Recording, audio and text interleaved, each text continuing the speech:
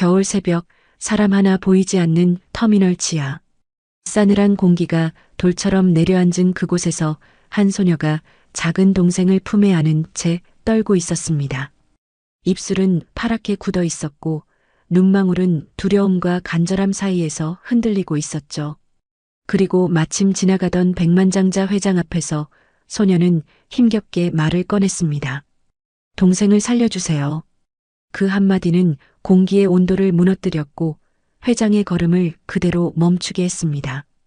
오래전 잃어버린 아들의 기억이 겹쳐오며 그의 마음도 함께 부서져 내렸습니다. 상처가 상처를 부른 순간 세 사람의 인생은 조용히 뒤바뀌기 시작했습니다. 영상 시작 전에 구독과 좋아요 눌러주시고요. 지금 어디에서 보고 계신지 댓글로 남겨주세요. 한 분 한 분께 따뜻하게 인사드리고 싶습니다. 48살이 되던 해 겨울, 제 인생에서 가장 추운 새벽을 맞이했습니다.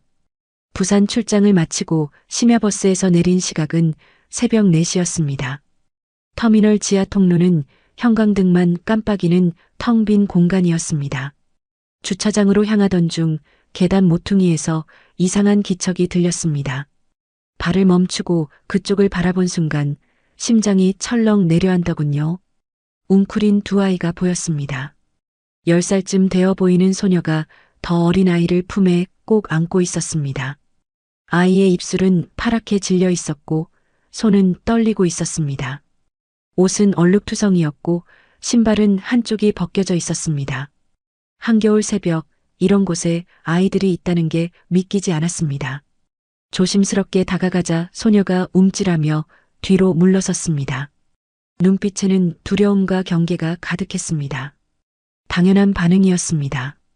한밤중에 낯선 어른이 다가오는 상황이니까요. 품 안의 아기는 4살 정도로 보였는데 얼굴이 너무 창백했습니다.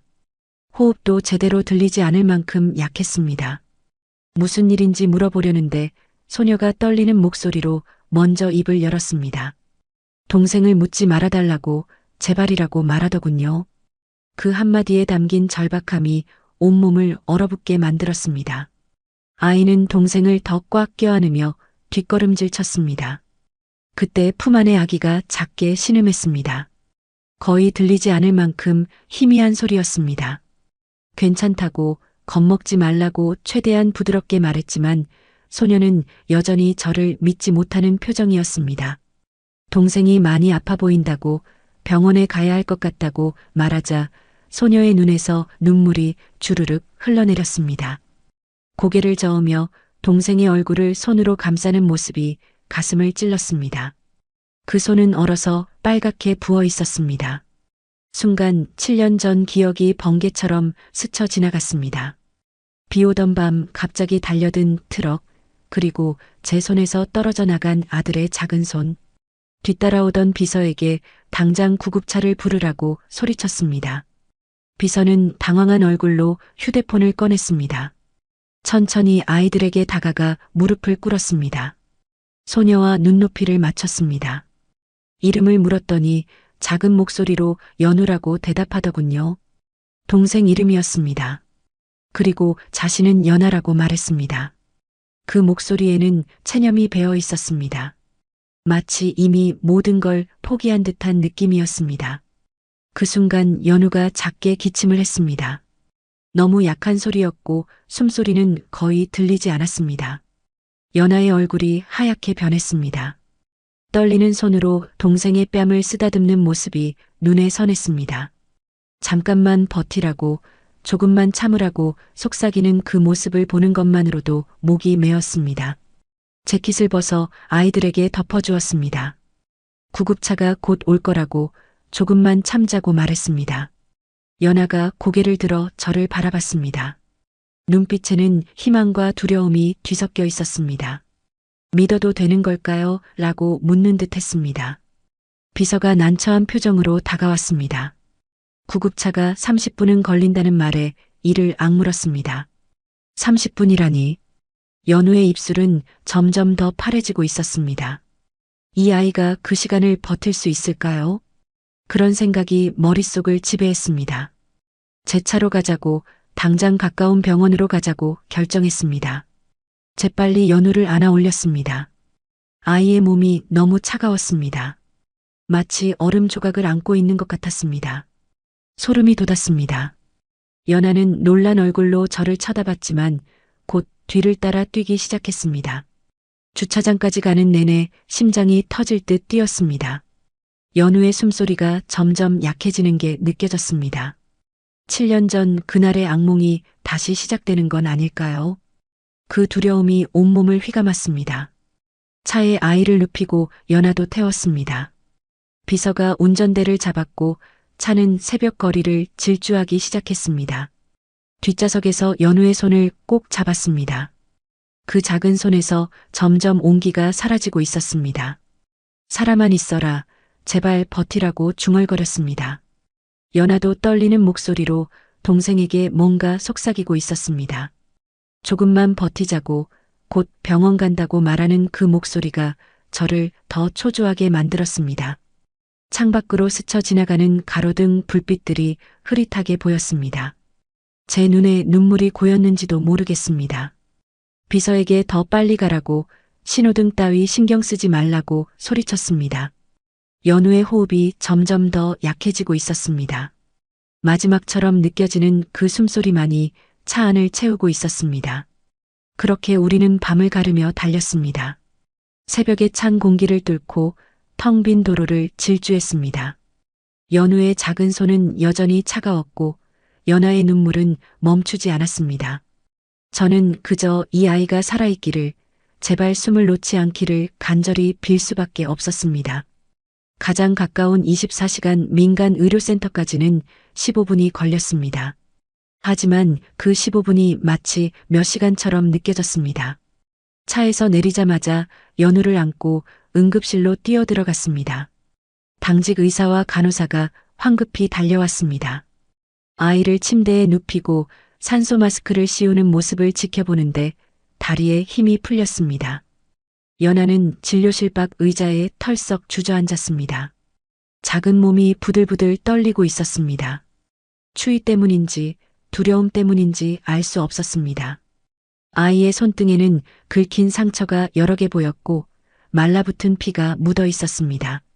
언제 다친 건지, 얼마나 오래 거리를 헤맨 건지 짐작조차 되지 않았습니다. 의료진이 연우를 살피는 동안 저는 진료실 문 앞을 서성였습니다. 발걸음을 옮길 때마다 7년 전 그 병원 복도가 떠올랐습니다. 그때도 이렇게 형광등이 차갑게 빛나고 있었습니다. 소독약 냄새가 코를 찔렀고 의료진의 발소리가 복도에 울렸습니다. 아들을 살려달라고 빌었지만 아무도 제 기도를 들어주지 않았습니다. 가슴이 답답해져 벽을 짚었습니다. 숨이 제대로 쉬어지지 않았습니다. 과거의 기억이 파도처럼 밀려왔습니다. 아내가 제 손을 뿌리치며 소리치던 모습, 장례식장의 하얀 국화꽃, 그리고 혼자 남겨진 빈집. 그 모든 게 한순간에 되살아나 저를 짓눌렀습니다. 한 30분쯤 지났을까요? 진료실 문이 열리고 의사가 나왔습니다. 피로한 얼굴이었지만 다행히 침울하지는 않았습니다. 저는 재빨리 다가갔습니다. 심장이 쿵쿵거렸습니다. 아이가 당장은 살았다는 말에 무릎에 힘이 풀렸습니다. 하지만 이어진 말이 저를 다시 긴장하게 만들었습니다. 저체온증에 탈수 증상까지 있어서 계속 관찰이 필요하다고 했습니다. 그리고 가장 중요한 건 보호자가 없으면 제대로 된 치료가 어렵다는 거였습니다. 연아가 고개를 들어 저를 바라봤습니다. 그 눈빛에는 기대 반, 불안 반이 섞여 있었습니다. 저는 어떤 대답을 해야 할지 몰라 입을 다물었습니다. 아이들을 돕고 싶은 마음은 간절했습니다. 하지만 동시에 다시 누군가를 잃을지도 모른다는 두려움이 저를 얽매고 있었습니다. 의사가 물었습니다. 아이들의 보호자냐고, 어떤 관계냐고 말이죠. 저는 잠시 망설였습니다. 그냥 지나가다 발견한 사람이라고 해야 할까요? 아니면 다른 뭐라도 말해야 할까요? 입술이 바짝 말랐습니다. 결국 일단은 제가 아이들을 돌보겠다고 말했습니다. 필요한 치료는 다 해달라고, 비용은 걱정하지 말라고 덧붙였습니다. 의사는 고개를 끄덕이며 진료실로 돌아갔습니다. 연아는 여전히 저를 바라보고 있었습니다. 그 눈빛이 무거웠습니다. 아이 옆에 앉아 조심스럽게 물었습니다. 부모님은 어디 계시냐고, 집은 어디냐고 말이죠. 연아의 얼굴이 굳어졌습니다. 한참을 입을 다물고 있다가 작은 목소리로 대답했습니다. 부모님은 1년 전에 돌아가셨다고, 집도 없다고 말하더군요. 그 말을 듣는 순간 가슴 한 구석이 무너져 내렸습니다. 1년 동안 이 어린 아이들이 어떻게 살아왔을까요? 10살짜리가 4살짜리를 어떻게 돌봤을까요? 상상만 해도 끔찍했습니다. 연아의 손을 보니 굳은 살이 박혀 있었습니다. 아이의 손이 아니었습니다. 어른의 손이었습니다. 새벽 6시쯤 연우가 깨어났습니다. 산소 마스크 너머로 희미하게 눈을 떴습니다. 연아가 달려가 동생의 손을 잡았습니다. 괜찮냐고 아프냐고 물어보는 목소리가 떨렸습니다. 연우는 고개를 끄덕이며 누나를 바라봤습니다. 그 모습을 보는데 제 눈가가 뜨거워졌습니다. 언제 마지막으로 눈물을 흘렸는지 기억도 나지 않았습니다. 아들을 잃고 나서 저는 울음을 잊어버렸습니다. 아니, 울 자격이 없다고 생각했습니다. 제가 지키지 못했으니까요. 비서가 조심스럽게 물었습니다. 아이들을 어떻게 할 거냐고, 아동보호시설에 연락할까요? 하고 말이죠. 저는 잠시 생각했습니다. 시설로 보내는 게 맞는 걸까요? 아니면 제가 뭔가 할 수 있는 게 있을까요? 연아가 다시 저를 바라봤습니다. 그 눈빛에는 간절함이 담겨 있었습니다. 동생과 떨어지고 싶지 않다는 마음이 고스란히 느껴졌습니다. 제 입에서 말이 나왔습니다. 일단 회사 게스트룸에 머물게 하자고, 며칠 지켜보자고 말했습니다. 비서는 놀란 표정이었지만 고개를 끄덕였습니다. 연아의 얼굴에 희미한 안도가 스쳤습니다. 하지만 여전히 불안한 기색이 역력했습니다. 당연했습니다. 낯선 어른을 어떻게 쉽게 믿겠습니까? 해가 떠오를 무렵 우리는 의료센터를 나섰습니다. 연우는 링거를 맞고 많이 나아진 상태였습니다. 연아는 제 재킷을 두르고 동생 손을 꼭 잡고 있었습니다. 차에 오르는 두 아이의 뒷모습이 너무 작아 보였습니다. 회사로 향하는 차 안은 조용했습니다. 연아는 창밖을 바라보고 있었고 연우는 누나 품에 안겨 스르르 잠들었습니다. 저는 백미러로 아이들을 바라봤습니다. 이 아이들을 정말 돌볼 수 있을까요? 다시 누군가를 잃는 아픔을 견딜 수 있을까요? 그런 생각이 머릿속을 맴돌았습니다. 회사 건물 12층에는 출장 온 직원들이 사용하는 게스트룸이 몇 개 있었습니다.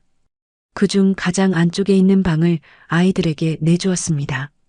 방은 넓지 않았지만 침대와 책상, 작은 화장실이 딸려 있었습니다. 연아는 방문을 열고 들어서더니 주변을 천천히 둘러봤습니다. 아이의 눈빛이 묘했습니다. 경계하면서도 안도하는 표정이었습니다. 연우를 침대에 눕히고 이불을 덮어주는 모습이 조심스러웠습니다. 마치 이 모든 게 꿈이라도 되는 양 깨지 않도록 조심하는 것처럼 보였습니다. 비서에게 아이들 옷과 생필품을 준비하라고 지시했습니다. 그리고 식사도 챙겨 올리라고 말했습니다. 연아에게 씻고 쉬라고 했더니 고개를 끄덕였습니다. 하지만 여전히 제 눈치를 살피고 있었습니다. 언제 쫓겨날지 모른다는 불안이 얼굴에 그대로 드러나 있었습니다. 첫날은 그렇게 조용히 지나갔습니다. 연우는 하루 종일 잠만 잤습니다. 몸이 너무 지쳐 있었던 거죠. 연아는 동생 곁을 한 발짝도 떠나지 않았습니다. 가끔 화장실에 다녀오거나 물을 마실 때도 연우를 확인했습니다. 동생이 사라질까봐 두려워하는 것 같았습니다. 이틀째 되는 날 연우가 깨어나 밥을 먹었습니다.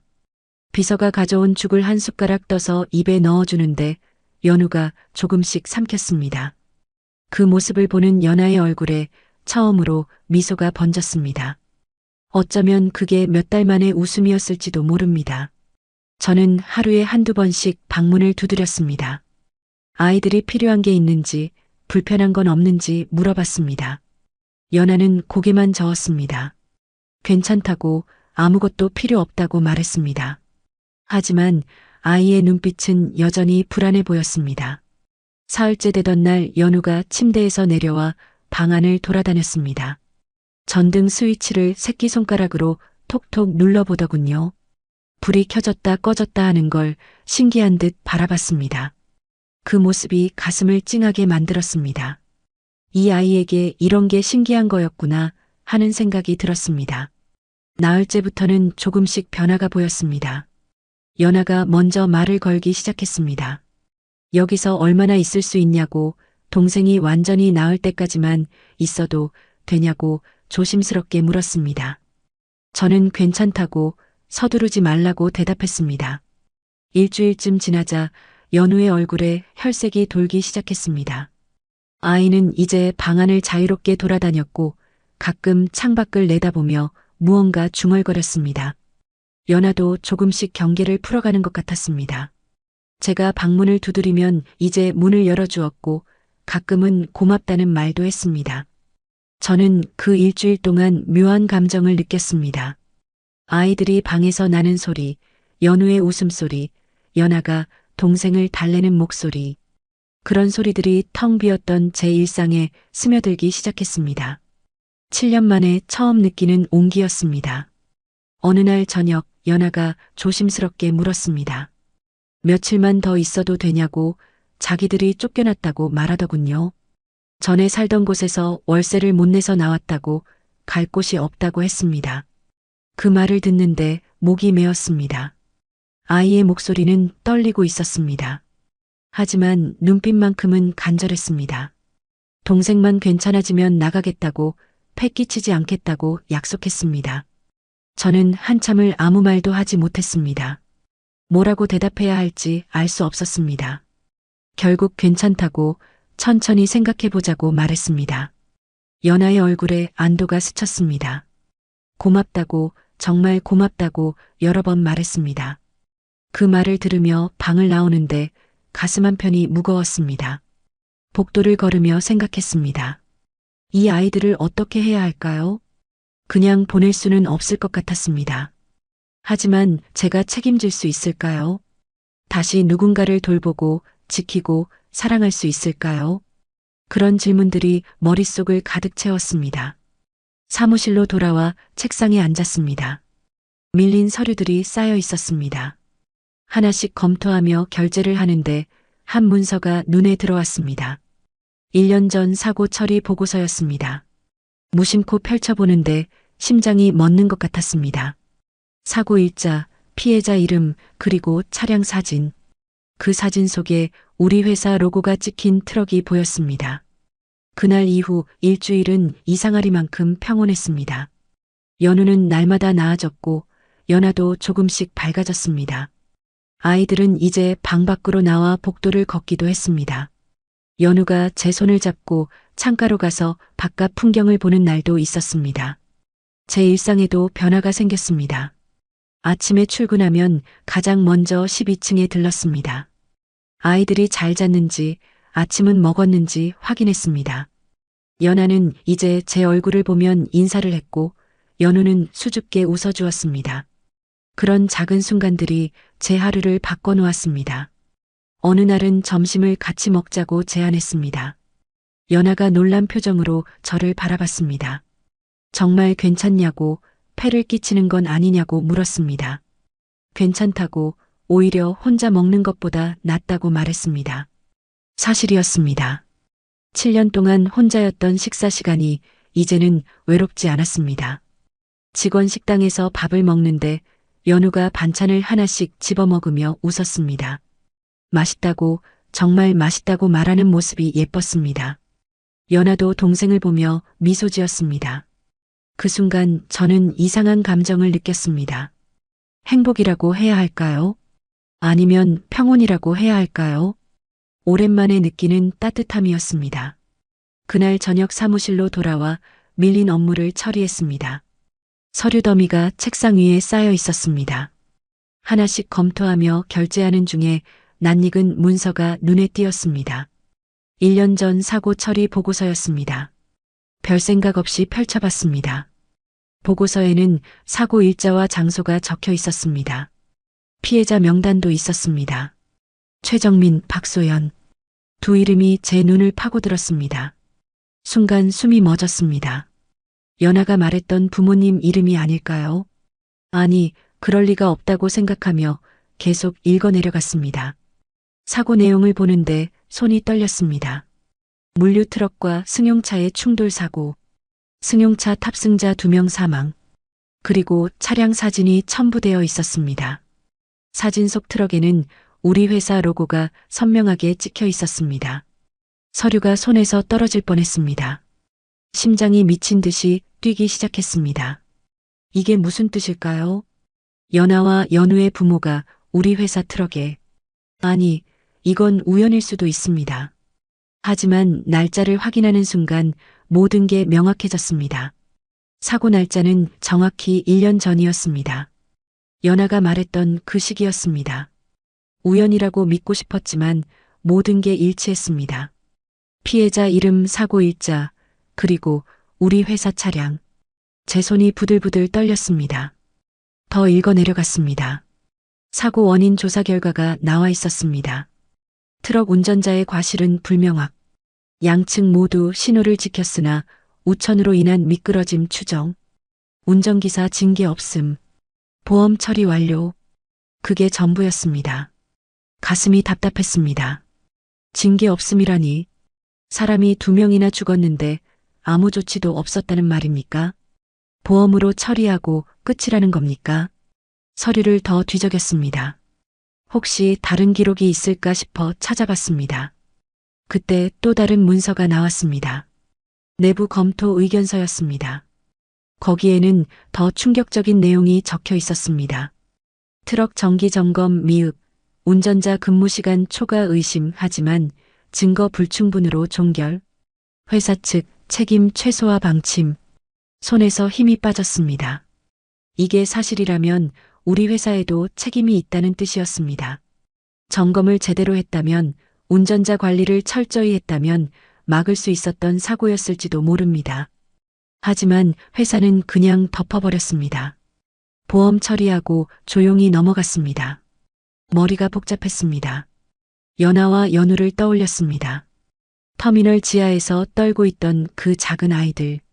부모를 잃고 1년 동안 거리를 헤맨 그 아이들. 그 모든 비극의 시작에 제 회사가 있었다는 사실이 믿기지 않았습니다. 사무실 문을 잠그고 혼자 앉아 있었습니다. 어떻게 해야 할까요? 아이들에게 이 사실을 말해야 할까요?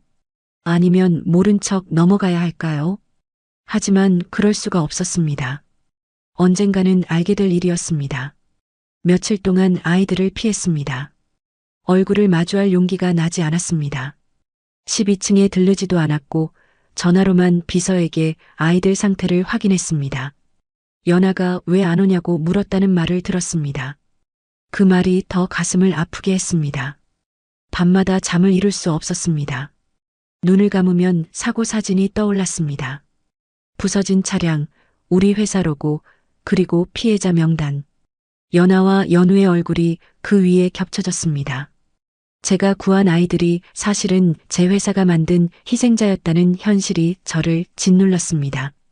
책상 위에 놓인 서류를 다시 펼쳤습니다. 사진 뒤쪽에 찍힌 날짜를 확인했습니다. 연아 부모가 사망한 바로 그날이었습니다. 더 이상 우연이라고 믿을 수 없었습니다. 이건 명백한 사실이었습니다. 진실을 알고 난 후 일주일이 지났습니다. 그 일주일 동안 저는 제대로 잠을 잘 수 없었습니다. 사무실에서 서류를 더 찾아봤습니다. 혹시 제가 잘못 본 건 아닐까, 다른 사고일 수도 있지 않을까 하는 마음으로 자료를 뒤졌습니다. 하지만 찾으면 찾을수록 상황은 더 명확해졌습니다. 운전기사 근무 기록을 확인했습니다. 사고 당일 그는 이미 12시간 넘게 운전한 상태였습니다. 법정 근무 시간을 훨씬 초과한 거였습니다. 트럭 정비 기록도 살펴봤습니다.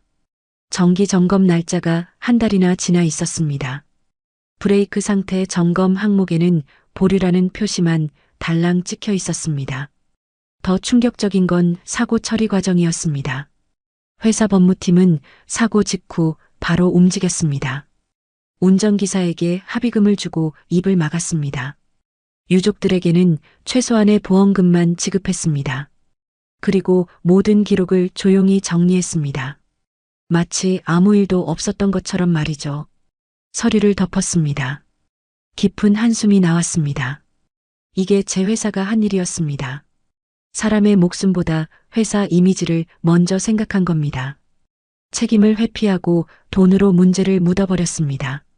그리고 그 결과 두 아이가 부모를 잃었습니다. 머리가 복잡했습니다. 이 사실을 알면서도 아이들 앞에 어떻게 서야 할까요? 연아의 맑은 눈을 어떻게 마주봐야 할까요? 연우의 웃음을 어떻게 받아들여야 할까요? 답이 나오지 않았습니다. 12층에 올라가지 못했습니다. 비서를 통해서만 아이들 소식을 들었습니다. 연아가 회장님이 안 오신다며 걱정한다고 했습니다. 혹시 자기들이 잘못한 게 있냐고 물었답니다. 그 말을 듣는데 가슴이 찢어지는 것 같았습니다. 며칠째 아이들을 피하자 연아가 직접 사무실로 찾아왔습니다. 문을 두드리는 소리가 났습니다. 들어오라는 말이 입 밖으로 나오지 않았습니다. 하지만 문은 천천히 열렸고 연아가 조심스럽게 고개를 들이밀었습니다. 회장님 요즘 왜 안 오시냐고 물었습니다.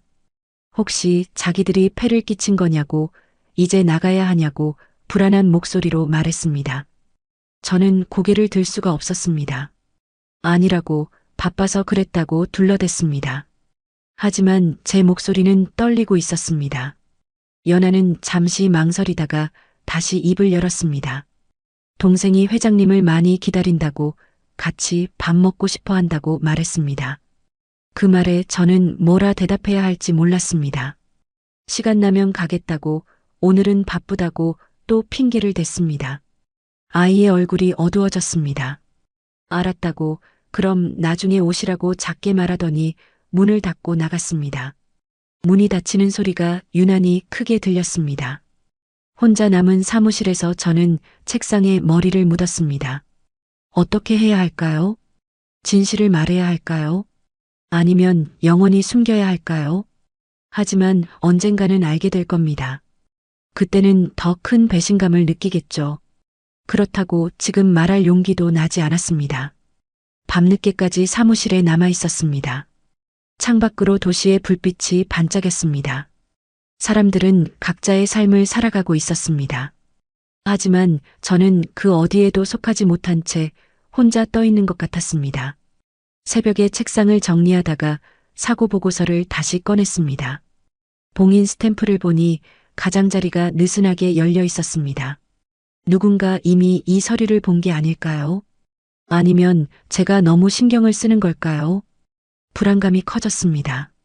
집으로 돌아가는 차 안에서 연아의 얼굴이 떠올랐습니다. 불안해하던 눈빛, 조심스럽게 묻던 목소리. 그 모든 게 제 가슴을 짓눌렀습니다. 아이는 아무 잘못이 없었습니다. 그저 따뜻한 곳을 찾았을 뿐이었습니다. 그런데 저는 그 아이를 외면하고 있었습니다. 다음 날도 12층에 가지 못했습니다. 비서가 전해주는 말만 들었습니다. 연우가 아프냐고 물었답니다. 연아는 아무 말 없이 창밖만 바라봤다고 했습니다. 그 이야기를 듣는데 숨이 막혔습니다. 사무실 책상 서랍을 열었습니다. 사고 보고서가 그대로 있었습니다. 태워버릴까요?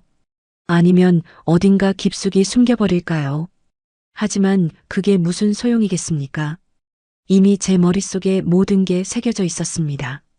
저녁 무렵 비서가 조심스럽게 물었습니다. 아이들을 계속 돌볼 건지 아니면 다른 방법을 찾을 건지 말이죠. 저는 대답하지 못했습니다. 어떤 선택을 해도 옳지 않은 것 같았습니다. 아이들을 보내자니 마음이 아팠고 곁에 두자니 양심이 허락하지 않았습니다. 그날 밤 늦게까지 사무실에 혼자 남아 있었습니다. 책상 위에 놓인 사고 보고서를 바라봤습니다. 봉인이 느슨하게 열려있는 그 서류가 마치 시한폭탄처럼 느껴졌습니다. 언젠가 터질 진실이었습니다. 그게 언제가 될지는 알 수 없었지만 말이죠. 그날은 평범한 화요일 오후였습니다. 회의를 마치고 사무실로 돌아왔습니다. 책상 위에 정리해둔 서류들이 흐트러져 있었습니다. 이상했습니다. 분명 아침에는 깔끔하게 정리해뒀었는데 말이죠. 심장이 불길하게 뛰기 시작했습니다. 서랍을 열었습니다. 사고 보고서가 없었습니다. 분명 여기 넣어뒀는데 사라져 있었습니다. 온몸에 식은땀이 흘렀습니다.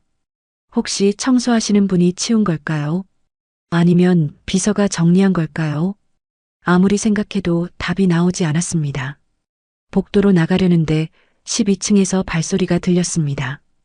빠르게 내려오는 소리였습니다. 계단 쪽을 바라보니 연하가 보였습니다. 손에 서류 몇 장을 쥐고 있었습니다. 순간 모든 게 명확해졌습니다. 다리에 힘이 풀렸습니다. 연하는 저를 발견하고 멈춰 섰습니다. 얼굴이 새하얗게 질려 있었습니다.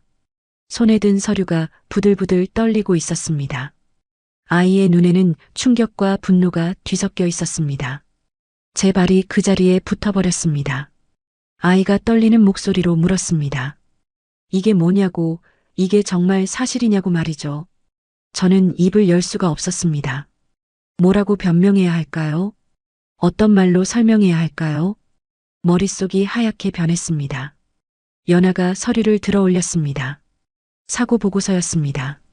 피해자 명단이 적힌 바로 그 페이지였습니다. 최정민, 박소연. 두 이름이 선명하게 보였습니다. 아이의 손에서 서류가 바닥으로 떨어졌습니다. 종이가 펼쳐지며 여기저기 흩어졌습니다. 엄마 이름이라고, 아빠 이름이라고 연하가 떨리는 목소리로 말했습니다. 저 사진 속 트럭이 회장님 회사 거라고, 이게 무슨 뜻이냐고 물었습니다. 저는 다가가려 했지만 발이 떨어지지 않았습니다. 어떤 말도 위로가 되지 않을 것 같았습니다. 아이의 눈에서 눈물이 주르륵 흘러내렸습니다. 그동안 쌓였던 신뢰가 한순간에 무너지는 게 보였습니다. 따뜻했던 눈빛이 차갑게 식어갔습니다. 저를 바라보는 그 시선이 날카로웠습니다. 배신자를 보는 눈빛이었습니다. 연하라고, 일단 이야기를 들어보라고 말하려 했습니다. 하지만 목소리가 나오지 않았습니다. 무슨 말을 해야 할까요? 사실대로 말해야 할까요? 아니면 변명을 해야 할까요? 어떤 것도 옳지 않은 것 같았습니다. 그때 12층에서 연우의 울음소리가 들렸습니다. 아이가 누나를 찾으며 우는 소리였습니다.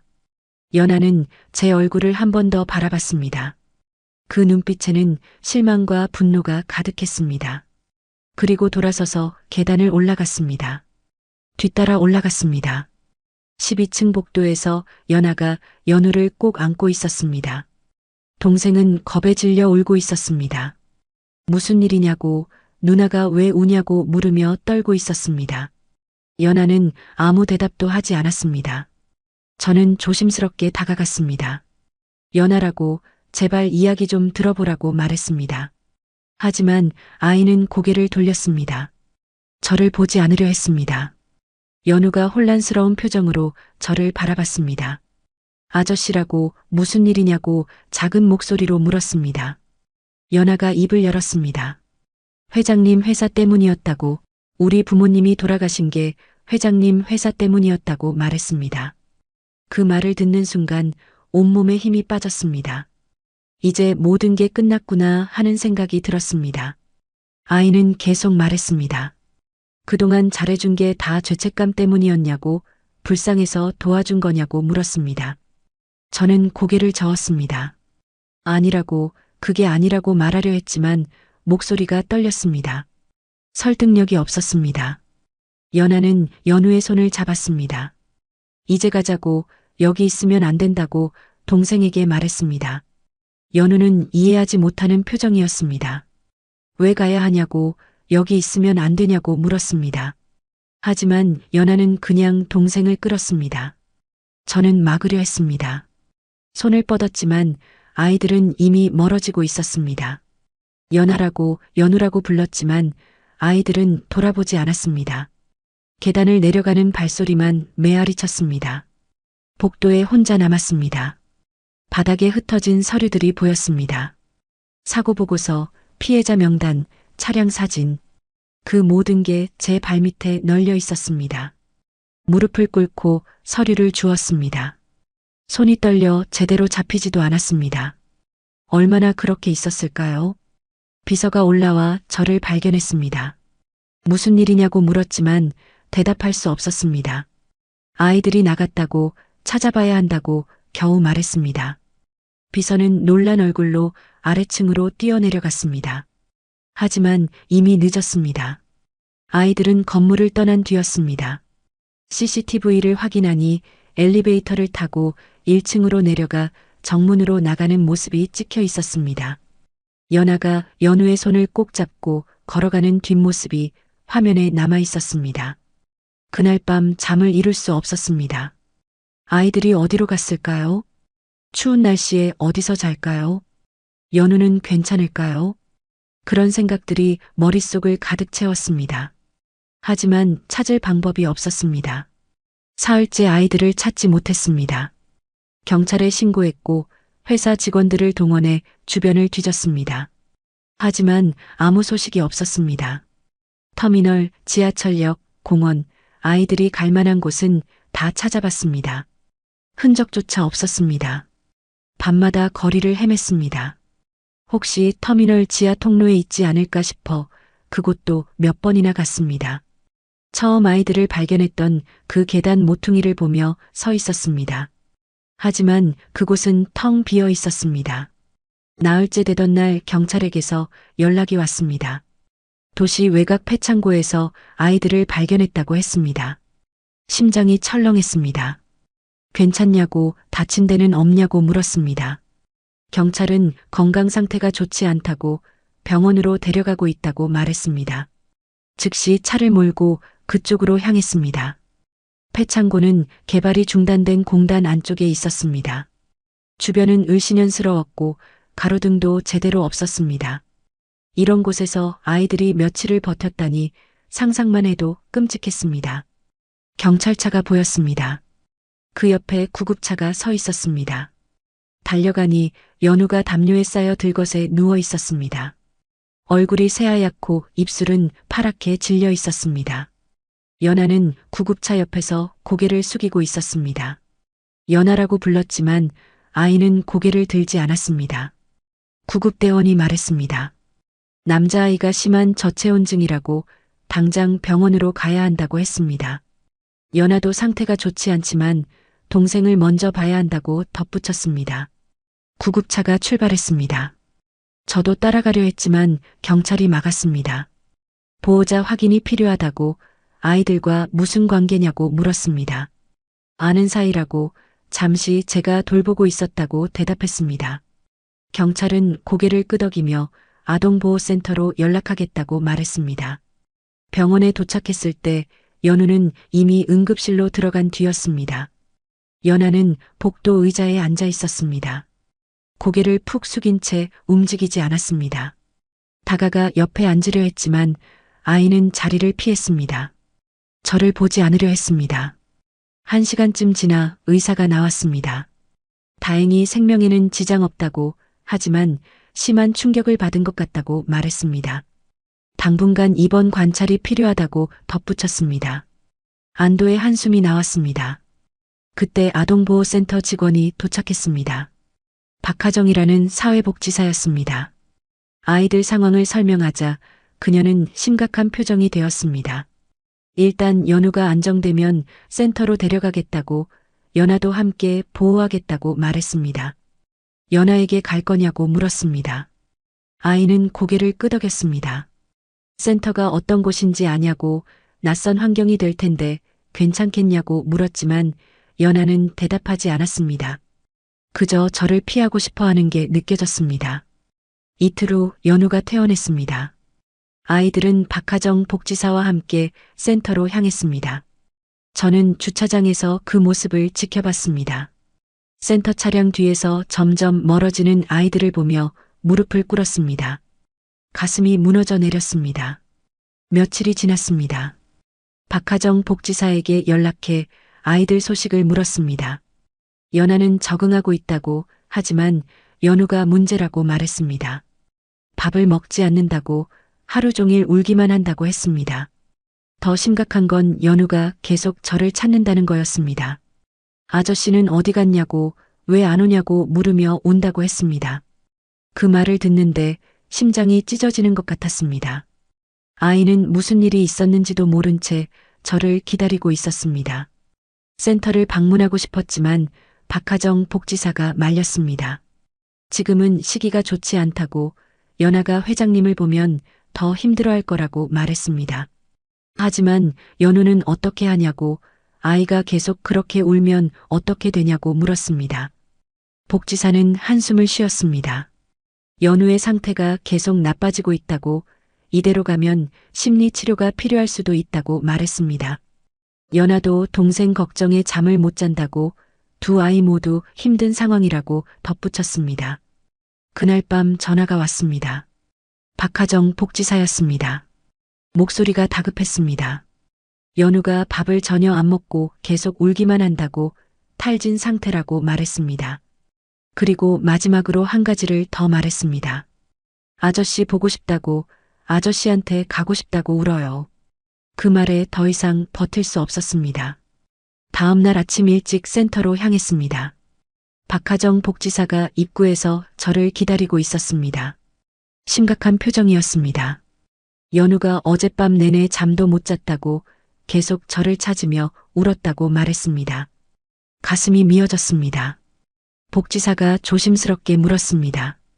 정말 이 아이들을 책임질 수 있냐고, 다시 상처 주는 일은 없을 거냐고 말이죠. 저는 고개를 끄덕였습니다. 책임지겠다고, 제 잘못을 바로잡겠다고 대답했습니다. 상담실로 들어갔습니다. 연아가 먼저 보였습니다. 아이는 창가에 앉아 밖을 바라보고 있었습니다. 제 발소리를 듣고 돌아봤습니다. 눈빛이 차갑게 식어 있었습니다. 하지만 예전보다는 조금 누그러진 것 같기도 했습니다. 옆방에서 연우의 울음소리가 들렸습니다. 문을 열고 들어가니 아이가 침대 모서리에 웅크리고 있었습니다. 울다 지쳐 흐느끼는 소리만 내고 있었습니다. 저를 보는 순간 연우의 눈이 커졌습니다. 아저씨라고 작은 목소리가 나왔습니다. 그리고 아이는 비틀거리며 제게 달려왔습니다. 작은 손이 제 옷을 꽉 잡았습니다. 놓지 않으려는 듯 온 힘을 다해 붙잡고 있었습니다. 눈물이 주르륵 흘러내렸습니다. 무릎을 꿇고 아이를 안았습니다. 연우의 작은 몸이 떨리고 있었습니다. 미안하다고, 늦어서 미안하다고 속삭였습니다. 아이는 아무 말 없이 제 품에 얼굴을 파묻었습니다. 한참을 그렇게 있었습니다. 뒤에서 연아의 발소리가 들렸습니다. 돌아보니 아이가 문가에 서 있었습니다. 동생을 바라보는 표정이 복잡했습니다. 걱정과 안도, 그리고 여전히 남아있는 분노가 뒤섞여 있었습니다. 연아 앞에 무릎을 꿇었습니다. 고개를 숙이고 말했습니다. 미안하다고, 변명하지 않겠다고, 모두 제 잘못이라고 인정했습니다. 회사가 저지른 일을 바로잡지 못한 것도, 진실을 숨긴 것도 모두 제 책임이라고 말했습니다. 아이는 한참을 말이 없었습니다. 그러다 작은 목소리로 물었습니다. 정말 미안하게 생각하냐고, 저희를 도와준 게 진심이었냐고 말이죠. 저는 고개를 끄덕였습니다. 진심이었다고, 죄책감 때문만은 아니었다고 대답했습니다. 연아의 눈에서 눈물이 흘렀습니다. 한참을 울다가 말했습니다. 부모님을 돌려줄 수는 없지만 동생은 지켜달라고, 연우만큼은 행복하게 해달라고 부탁했습니다. 제 가슴이 무너져 내렸습니다. 두 아이 모두 책임지겠다고 약속했습니다. 연아도, 연우도 제가 지키겠다고, 평생 곁에서 돌보겠다고 말했습니다. 박하정 복지사가 조용히 지켜보고 있었습니다. 그녀의 눈가도 붉어져 있었습니다. 그날부터 긴 과정이 시작되었습니다. 상담과 심리치료, 법적 절차와 서류 준비. 몇 달이 걸렸습니다. 하지만 포기하지 않았습니다. 주말마다 센터를 방문했고 아이들과 시간을 보냈습니다. 연우는 점차 밝아졌습니다. 밥도 잘 먹고 웃음도 되찾았습니다. 연아는 여전히 조심스러웠지만 조금씩 마음을 열었습니다. 가끔 제 손을 잡기도 했고 학교 이야기를 들려주기도 했습니다. 6개월 후 정식 입양 절차가 완료되었습니다. 법원에서 서류를 받던 날 연아가 처음으로 웃어주었습니다. 활짝 웃는 건 아니었지만 입가에 미소가 번졌습니다. 연우는 제 손을 꼭 잡고 놓지 않았습니다. 새 집으로 이사했습니다. 아이들 방을 따로 마련했고 필요한 모든 것을 준비했습니다. 연우는 신이 나서 집안을 돌아다녔습니다. 연아는 자기 방 창가에 앉아 오랫동안 밖을 바라봤습니다. 어느 주말 연아와 연우를 데리고 한 곳을 찾았습니다. 아이들 부모님이 계신 추모공원이었습니다. 묘비 앞에 무릎을 꿇었습니다. 두 분께 용서를 구했습니다.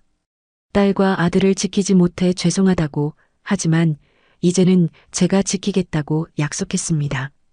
연아가 제 옆에 섰습니다. 손을 내밀었습니다. 저는 그 손을 잡았습니다. 연우도 다른 쪽 손을 잡았습니다. 세 사람이 손을 맞잡고 조용히 서 있었습니다.